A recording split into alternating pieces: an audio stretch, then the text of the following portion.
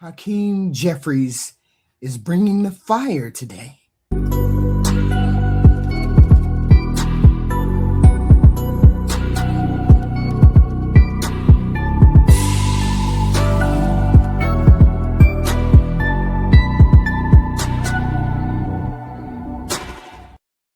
So the clip we're going to be reacting to is Hakeem Jeffries. Today, he said some very important things.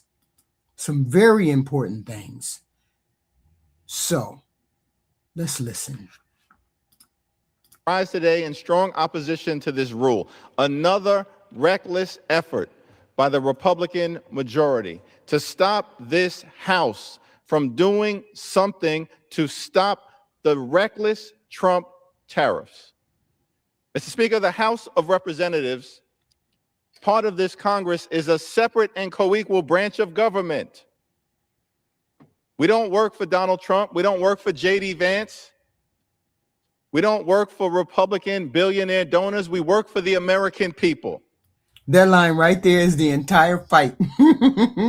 And Hakeem Jeffries knows how to bring the fight, boy. That's not just partisan theater. That's a constitutional statement. Congress is not designed to work for the president. It's a separate branch of government. The House has authority over tariffs because tariffs are taxes. That power belongs to Congress under Article 1. So when he says Republicans won't even allow a vote, what he's arguing is that they're giving up their authority to the president.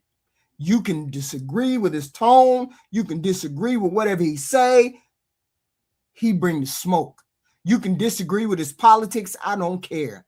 But the question he's raising is very simple. Should the House vote on tariffs, or should one person decide about tariffs?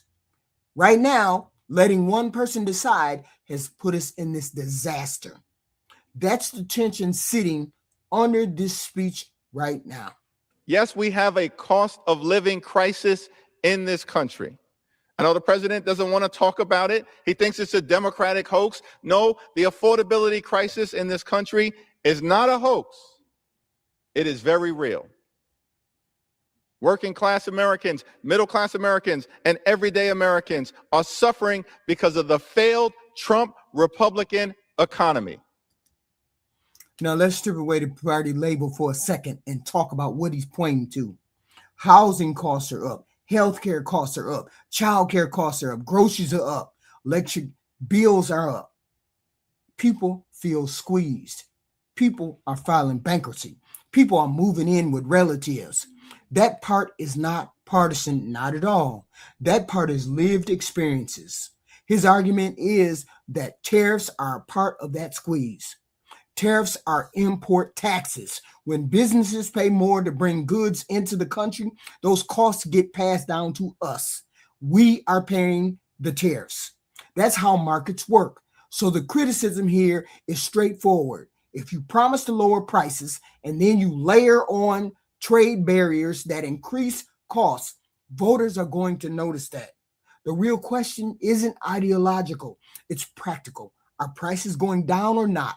Trees and everyday goods completely out of control.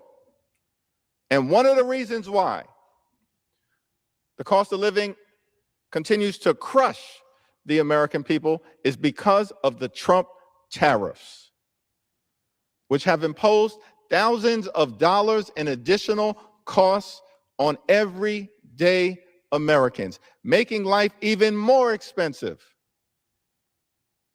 than it had been. That's the economic core of this argument. He's saying these tariffs are adding thousands and thousands of dollars in addition to costing families. Whether you believe the number or not, the political danger is very clear. If voters connect higher prices to trade policy, that becomes a vulnerability, and we have started to connect it. And here's the thing about cost of living politics. It doesn't care about party or loyalty, okay? It cares about the results.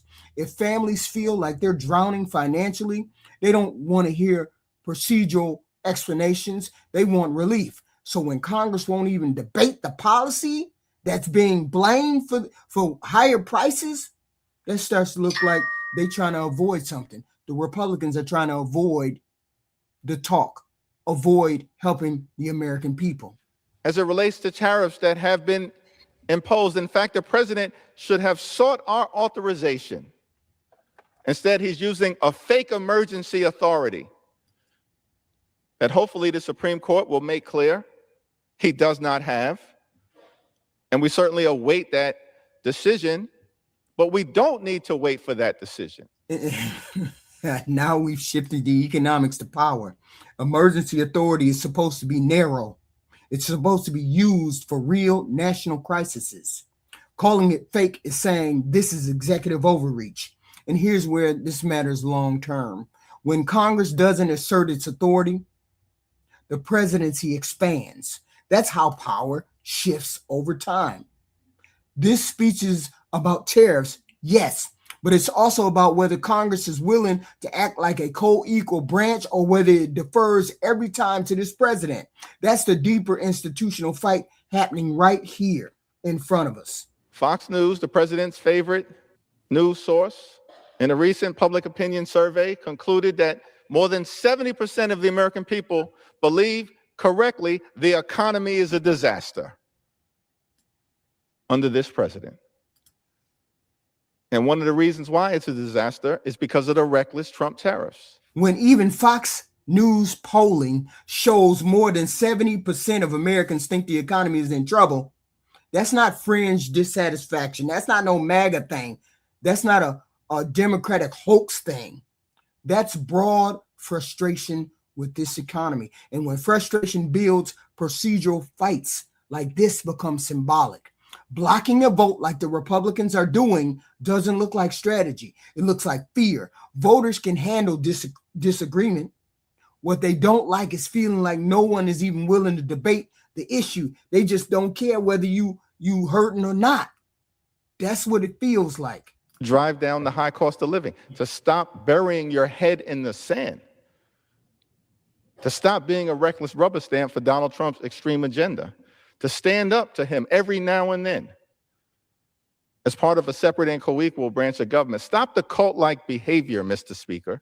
That's the emotional punch. That's the gut punch right there. He's accusing Republicans of loyalty over responsibility, and that's what they are doing. They're acting like they're loyal to the Republican brand instead of owning up to their responsibilities. Whether that's fair or not, we don't care. It's a powerful frame. And it feels like you care more about your jobs than you do about helping the American people. Because if prices stay high and Congress refuses to vote, refuses to help, that accusation gains traction that he just made. Stop the cult-like behavior. It's hurting your very constituents. The entire fight comes down to three things: cost of living, separation of powers, and political courage. If Americans continue to feel squeezed, this issue won't fade away. It will grow, and it's starting to grow because you Republicans are not doing anything to help the American people. You're following behind this president, and nobody wants to follow behind this president. At least 75% don't. And you guys don't feel like you need to turn a corner. So it is what it is. And if the House keeps blocking this debate to talk about tariffs, that becomes the headline. Not just tariffs, not just trade, but the power you guys want to continue to have without helping the American people.